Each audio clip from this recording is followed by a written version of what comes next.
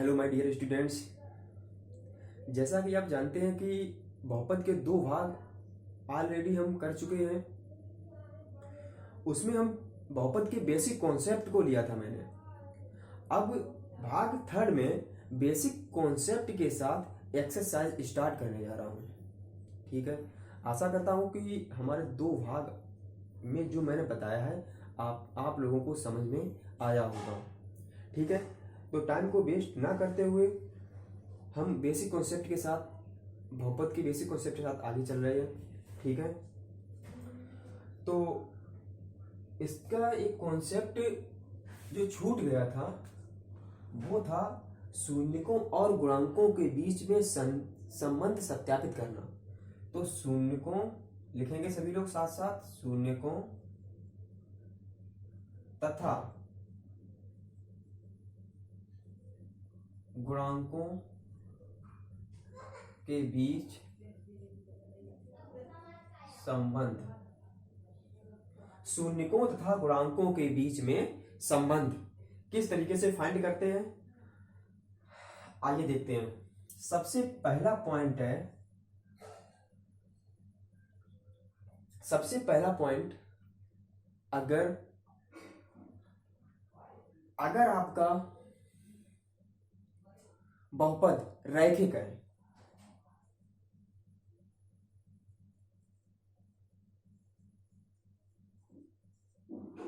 रैखिक बहुपद के लिए, तो रैखिक बहुपद दोस्तों क्या होता है आपका?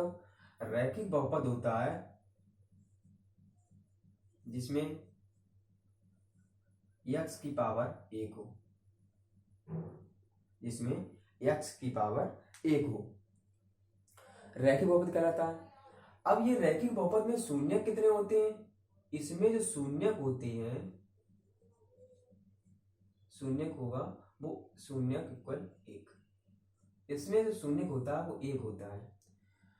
अब अगर शून्यक इसमें 1 है, मैंने पहले ही बता दिया था, अगर किसी बहुपद का कोई शून्यक है तो उसे वो 0 कर देगा।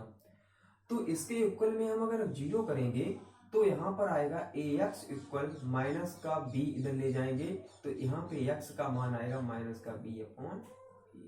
तो ये रैखिक बहुपद के लिए ये तुम्हारा हो जाएगा जाके गुणांकों और शून्यकों के बीच में संबंध। ये आपका शून्यक होगा, ये आपके गुणांक हो गए। ये शून्यक का जितना यहाँ पे मान होगा गुणांकों के बीच में इतना ही मान यहाँ पे होगा, सत्यापित हो जाएगा आपका। सेकंड नंबर पे अगर इसका एक शून्यक है तो इसे अल्फा मान सकते हैं, अल्फा इक्वल भी लिख सकते हैं इसे। अगर यहाँ पे दूसरा पॉइंट लेके चले तो वहां पे आएगा आपका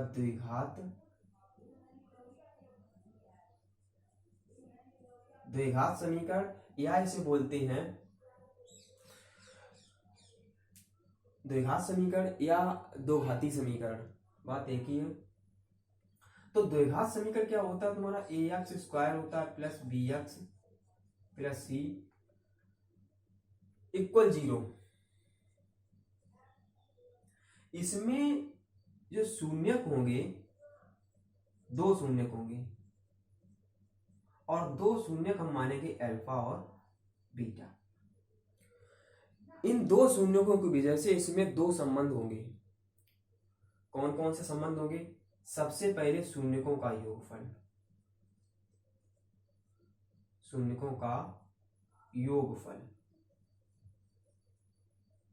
और हम योगफल को लिखेंगे अल्फा प्लस बीटा। और अल्फा प्लस बीटा हमारा जो होगा वो होगा माइनस का b बटे ए। फार्मूला है आपका माइनस का b बटे ए, या फिर इसे लिखेंगे माइनस के x का गुणांक बटे x स्क्वायर का गुणांक, या फिर इसे लर्न कर लेंगे हम, या फिर माइनस के b बटे ए लर्न कर लेंगे। यहां पर भी माइनस b बटे ए था, यहां पर भी माइनस का b बटे ए है अभी। अब यहां पे एक और संबंध बनता है शून्यकों का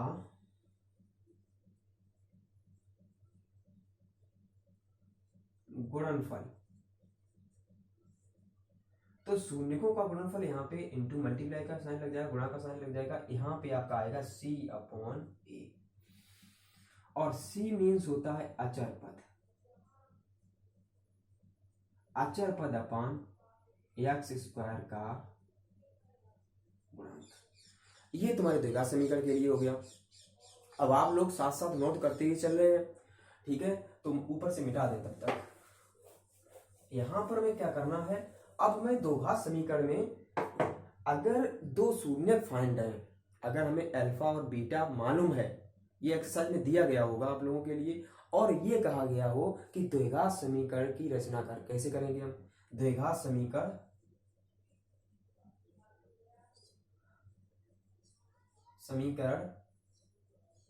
ज्ञात करना जब दोनों शून्यक ज्ञात हो। जब दोनों शून्य ज्ञात है, हमें अल्फा और बीटा दोनों मालूम है, अब हमें द्विघात समीकरण की रचना करनी है किसी भी तरीके से, तो उसका फार्मूला होता है एक्स स्क्वायर माइनस मूलों का योग या योगफल, और इनटू में एक्स होगा। अब आप लोगों को ध्यान देना होगा, यहाँ पे प्लस है पहले, तो यहाँ पे माइनस हो गया, अब यहाँ पर क्या आएगा, जाके प्लस आएगा, अल्टरनेट चलता है ये, और यहाँ पे आएगा मूलों का या शून्यकों का मूलों का गुणनफल। मूलों का कह सकते हैं या शून्यकों का कह सकते हैं। अब इसे हम थोड़ा सिंपली वे में लिखना चाहें तो यहाँ पर क्या लिख देंगे, मूलों का योगफल को डिनोट किससे किया था मैंने, अल्फा प्लस बीटा को बीटा से, और यहाँ पे हो जाएगा हमारा अल्फा इंटू बीटा। ये तुम्हारा द्विघात समीकरण इस तरीके से हम फाइंड कर सकते हैं। फॉर एग्जाम्पल यहाँ पे एक एग्जाम्पल भी आपको दे दें, अगर आपको थोड़ा डाउट हो तो। एग्जाम्पल ये तुम्हारा बनेगा, अगर हमें अल्फा इक्वल मालूम हो 2 दिया गया है, और बीटा इक्वल अगर हमें मालूम है कि 3 दिया गया है, तो द्विघात समीकरण की रचना करो। अब हमें मालूम है, हमें इस फार्मूले में यहाँ रखना पड़ेगा बस। तो एक्स स्क्वायर, जहां पे अल्फा वहां पे 2 लिख देंगे, जहां पे बीटा वहां पे 3 लिख देंगे, इंटू में एक्स है, जहां पे अल्फा है 2 और इंटू में यहाँ पे 3 सॉरी। अब यहाँ पे हमें क्या करना होगा, एक्स स्क्वायर माइनस 3 और 2 को जोड़ेंगे तो कितना हो जाएगा 5x, और यहाँ पे हो जाएगा गुणा करेंगे तो हो जाएगा 6। तो इन दो शून्यकों की सहायता से हमें द्विघात समीकरण हमने फाइंड कर लिया है, वो हमारा द्विघात समीकरण बन गया जाके है x square minus 5x plus 6। ये हमारा द्विघात समीकरण होगा। अब किसी को डाउट नहीं होना चाहिए कि यहाँ पे हम द्विघात समीकरण को कैसे फाइंड करेंगे, उससे गुणांकों और शून्यकों के बीच में संबंध कैसे स्थापित करेंगे, ठीक है। तो आप लोगों ने नोट कर लिया होगा, अगर नहीं नोट किया तो स्क्रीनशॉट लेते रहें, ठीक है। अब हम क्या करेंगे, द्विघात समीकरण के बाद में त्रिघात समीकरण।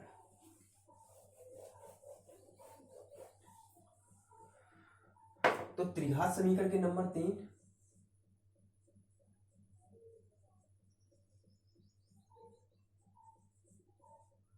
त्रिघात समीकरण में उसका शून्यक होते हैं, त्रिघात समीकरण में जो शून्यक होते हैं वो 3 होते हैं, शून्यक 3 होते हैं। अब 3 शून्यक जो हमारे होते हैं वो होते हैं, एक होता है अल्फा और दूसरा होता है बीटा और तीसरा होता है गामा। हमने मान लिया, माना अल्फा बीटा गामा है 3 शून्यक। अब हम तो अब हम यहाँ पे देखते हैं 3 शून्यक ये हो चुके हैं, अल्फा बीटा गामा मैंने मान लिए 3 शून्यक। तो इन 3 शून्यकों को लेकर गुणांकों और शून्यकों के बीच में संबंध क्या है।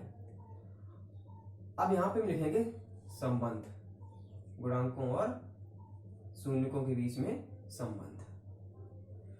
संबंध क्या होता है, इसमें 3 शून्यक है तो 3 संबंध है। इसमें एक शून्य होगा तो एक संबंध होगा, 2 शून्य होंगे 2 संबंध निकलेंगे, इसमें 3 शून्य होगा तो 3 संबंध होंगे। जितनी पावर्स होती चली जाएगी या शून्य होते हैं होंगे, उसमें संबंध भी उतने ही होते हैं। तो सबसे पहले हमारा संबंध आएगा मूलों का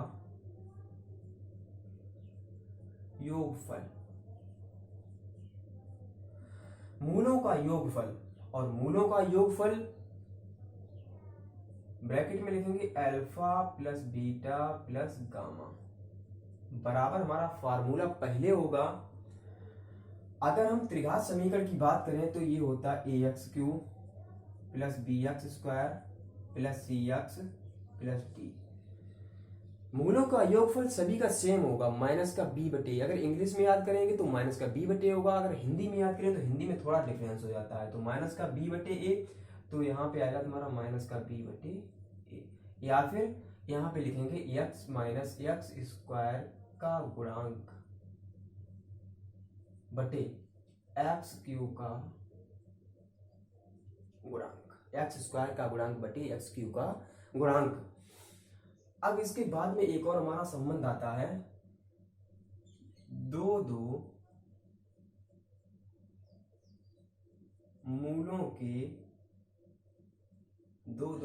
के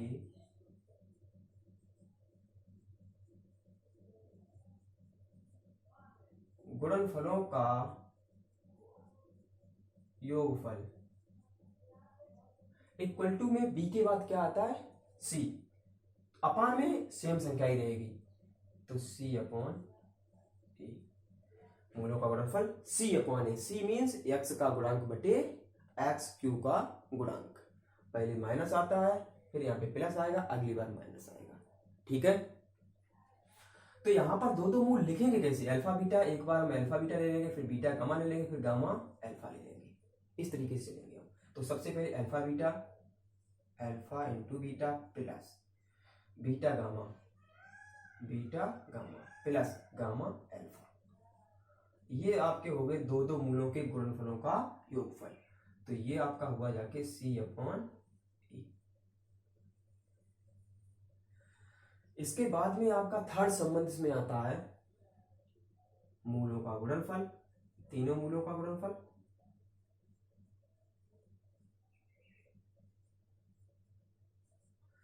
तो तीनों मूलों का गुणनफल कैसे लिखते हैं, alpha into beta into gamma.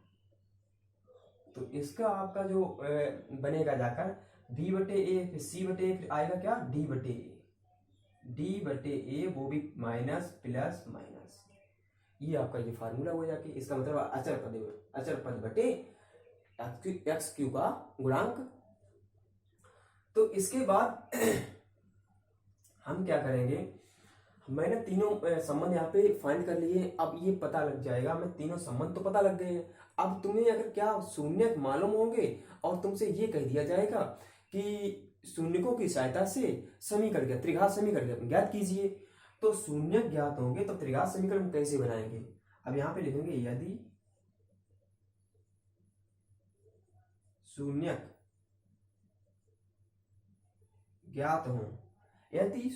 ज्ञात हो तब त्रिघात समीकरण ज्ञात करना। ये नोट कर लेंगे आप लोग, त्रिघात समीकरण ज्ञात करना। तो शून्य मालूम होंगे आपको, अल्फा होगा, बीटा होगा, गामा होगा, ये फाइंड होंगे आप लोगों को। तो त्रिघात समीकरण कैसे निकालेंगे, इसका फार्मूला होता है एक्स क्यू माइनस, यहाँ पे प्लस है तो आगे माइनस आएगा, मूलों का योगफल दो में था, उसमें दो मूल थे, इसमें तीन मूल है, तो तीनों मूलों का योगफल हुआ। एक्स क्यूब है तो इसके बाद में एक छोटी घात होगी, तो एक्स स्क्वायर यहाँ पे होगा, प्लस माइनस यहाँ पे क्या आएगा माइनस। अब इसके साथ साथ सीधे अल्टरनेट चलेंगे, तो इसके बाद में ये वाला मान आएगा, इस वाले मान के साथ में कौन सा आएगा पद, ये एक्स वाला पद आएगा। तो यहाँ पे हम लिखेंगे alpha beta gamma plus gamma alpha, इसके साथ में आएगा एक्स प्लस माइनस प्लस यहाँ पे आएगा। अब यहाँ पे क्या आएगा माइनस। अब तीनों मूलों का गुणनफल, ये तुम्हारा समीकरण त्रिघात समीकरण है, जब मूल ज्ञात होंगे तब के लिए। इससे भी एक उदाहरण ले लेते हैं, आगे समझा देंगे फिर हम।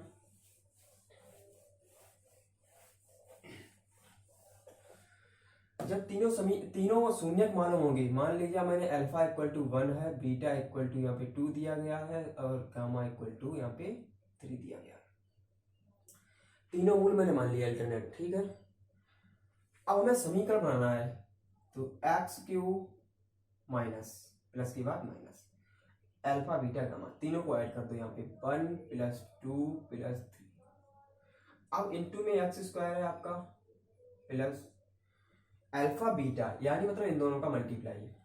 एक बार लिख लेते हैं, तो 1 मल्टीप्लाई 2 प्लस फिर 2 का 3 में 2 इंटू 3 प्लस फिर 3 का 1 में तो 3 इंटू 1 इंटू एक्स प्लस के बाद माइनस। अब तीनों का गुणा। अब इसे हम सॉल्व करेंगे। सॉल्व करने के बाद जो हमें रिजल्ट मिलेगा वो हमारा त्रिघात समीकरण के रूप में होगा एक्स क्यूब माइनस, सभी लोग जानते होंगे यहाँ पे 6 आएगा, 6x² प्लस इसे एक बार और सॉल्व कर लेते हैं। 2 का गुणा 1 में 2 फिर 6 हो जाएंगे और यहाँ पे प्लस का 3 इंटू एक्स और तीनों का मल्टीप्लाई करेंगे तो कितना आएगा 6। तो x cube minus 6x² plus 6 2 8 3 11 11x minus 6, ये हमारा क्या हुआ यहाँ के आंसर त्रिघात समीकरण। ठीक है, तो यहां से यहां तक जो मैंने आपको बेसिक कॉन्सेप्ट बताई है, इस बेसिक कॉन्सेप्ट को आप जब क्लियर कर लेंगे तो बहुपद का एक भी क्वेश्चन छूट के नहीं जाएगा, ये गारंटी है हमारी। और कोशिश करेंगे कि आप लोगों को बहुत अच्छे से समझ में आएगा। बस कंटिन्यू आप पढ़ते रहिए और रिवाइज करते रहिए साथ साथ। ठीक है, अब क्या करेंगे आप अपने लोग, अब मैंने सभी कॉन्सेप्ट आपको बता दिए। इसके बाद में एक छोटी सी कॉन्सेप्ट और बची हुई है, चलो यहीं पे बता देते हैं उसको भी, क्योंकि जो फार्मूले होते हैं वो साथ में लिख जाते हैं, तो सभी एक बार फार्मूले को देखते हैं तो फोकस सभी फार्मूले पे पड़ जाता है, आपका ढूंढने की जरूरत नहीं पड़ती है। अब एक आपका यहाँ पे छूट रहा है, उसे भी इसी में बता दें यहीं पे, वो आपका होगा विभाजन एल्गोरिथम थ्योरम। सभी लोग लिखेंगे विभाजन एल्गोरिथम थ्योरम।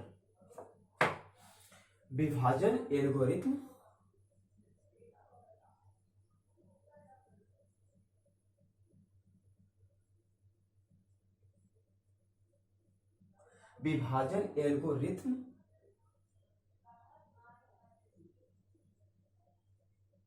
प्रमेय। सभी लोगों को मालूम होगा विभाजन एल्गोरिथम प्रमेय क्या होती है। आप सभी लोग जानते हैं कि भाज्य बराबर क्या होता है। विभाजन एल्गोरिथम जो प्रमेय होती है उसका वो फार्मूला होता है भाज्य बराबर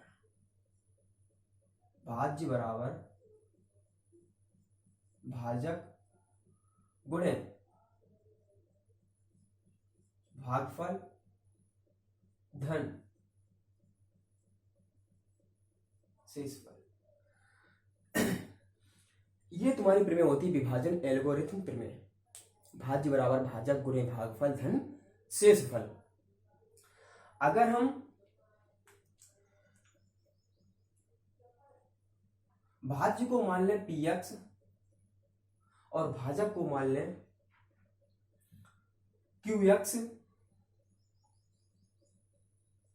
और इस भागफल को मान लें rx और शेषफल को मान लें हम sx। अपनी इच्छा से कुछ भी मान सकते हो। ये x के पद में कोई बहुपद है, ये भी बहुपद है, ये भी बहुपद है, ये भी बहुपद है, ये भी बहुपद हुआ। भाज्य बराबर भाजक गुणे भागफल धन शेषफल। px बराबर qx गुणे rx प्लस sx। हमेशा याद रखना हमेशा याद रखना कि px जो है हमेशा ग्रेटर आर इक्वल qx के होगा। भाज्य हमेशा भाजक से बड़ा होता है।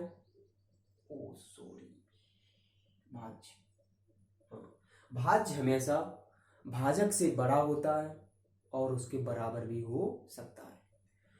जब ये px बराबर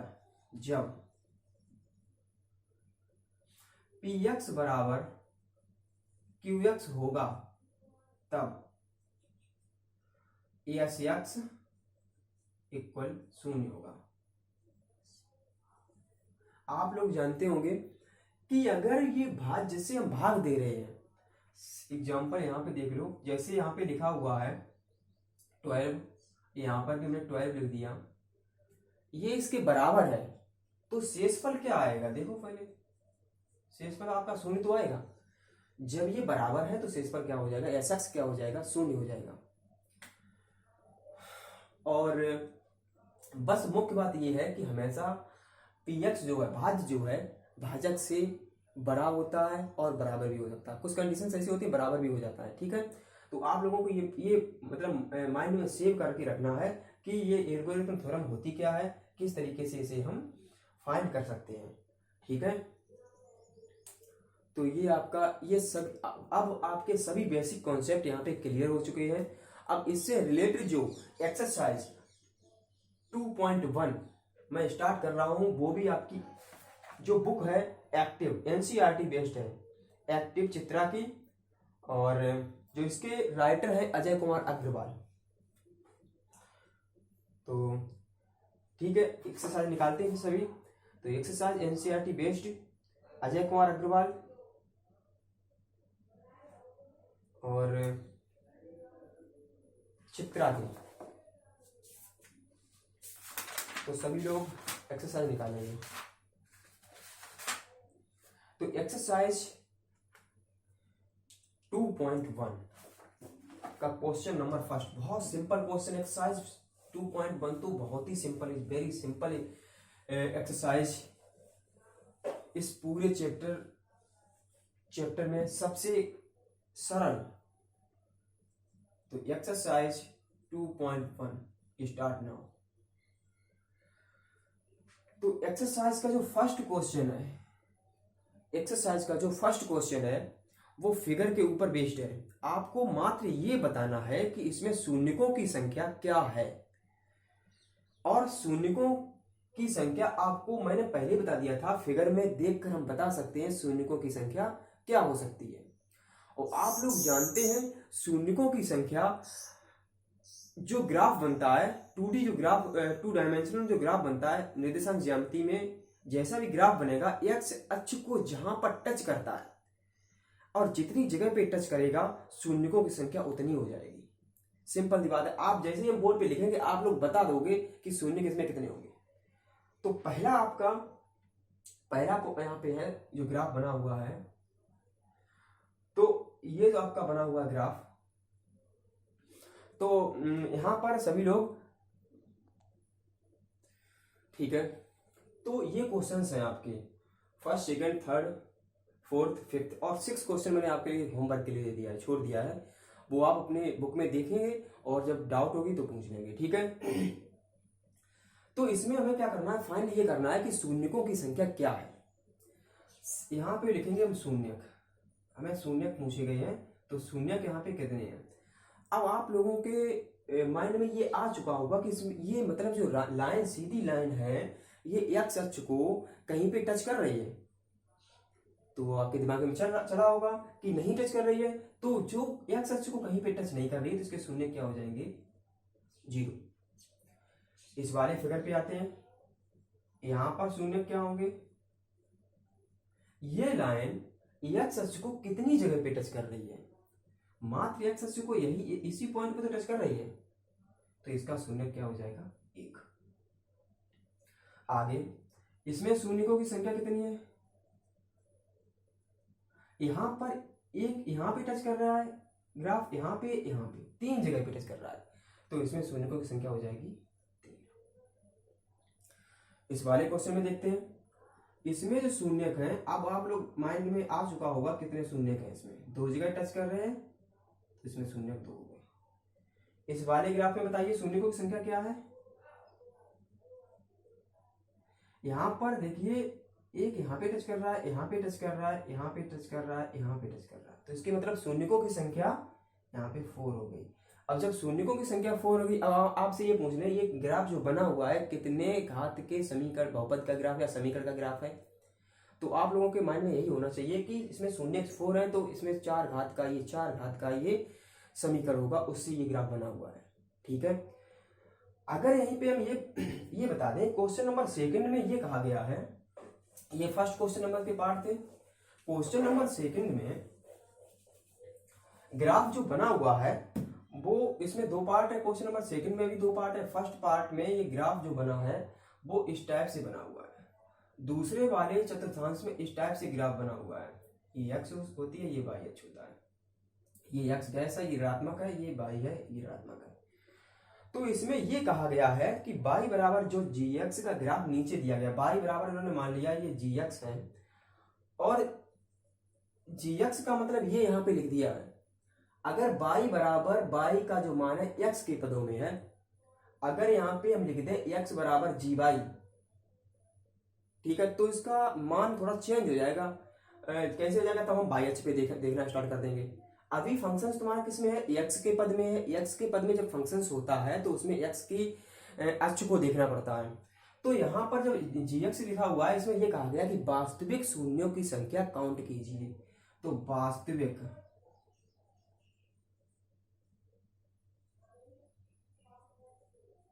वास्तविक शून्य, और एक वैसे वैसे शून्य कितने होंगे जाके, आप लोगों को ये हमने पहले बता दिया था कि ये तुम्हारा भी द्विघात समीकरण का ग्राफ है।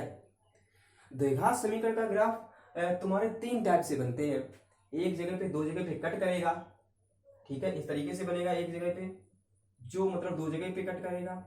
एक तुम्हारा इस टाइप से बनता है जो इसे स्पर्श करता हुआ जाएगा, और एक इस टाइप से बनता है जो दूरी से निकल के जाएगा। यहाँ पर 2 शून्य दिखाई दे रहे हैं, और यहाँ पर भी 2 शून्य है, लेकिन एक शून्य ही यहाँ पे वास्तविक शून्य एक ही है, क्योंकि दोनों शून्य बराबर होंगे तो उन दोनों शून्य को एक में काउंट किया जाएगा। यहाँ पर भी शून्य 2 हैं, वैसे शून्य लिखे जाए 2 शून्य है, लेकिन वास्तविक शून्य कितना है, 0, क्योंकि x अक्ष को कहीं भी टच नहीं कर रहा है, तो वहां पे वास्तविक शून्य 0 होगा। और इस ऐसे द्विघात समीकरण को हम सॉल्व नहीं कर सकते, शून्य को फाइंड नहीं कर पाते हैं। तो इस तरीके से हम शून्य को, यहाँ पे अगर वास्तविक शून्य की बात की जाए तो इस वास्तविक शून्य इसका क्या होगा, 0 होगा, ठीक है। अब यहाँ से ये एक्सरसाइज प्रश्नावली 2.1 आपकी कंप्लीट हो चुकी है। आगे नेक्स्ट वीडियो में एक्सरसाइज 2.2, आगे जो नेक्स्ट वीडियो होगा उसमें एक्सरसाइज 2.2 को लेकर आएंगे, ठीक है। अगर किसी को इस एक्सरसाइज में या पिछले कॉन्सेप्ट में कोई डाउट है तो कमेंट बॉक्स में जवाब दे, ठीक है। और जो नया स्टूडेंट इस वीडियो को देख रहा हो तो वो कृपया लाइक, सब्सक्राइब और बेल आइकन को जरूर दबाएं। धन्यवाद।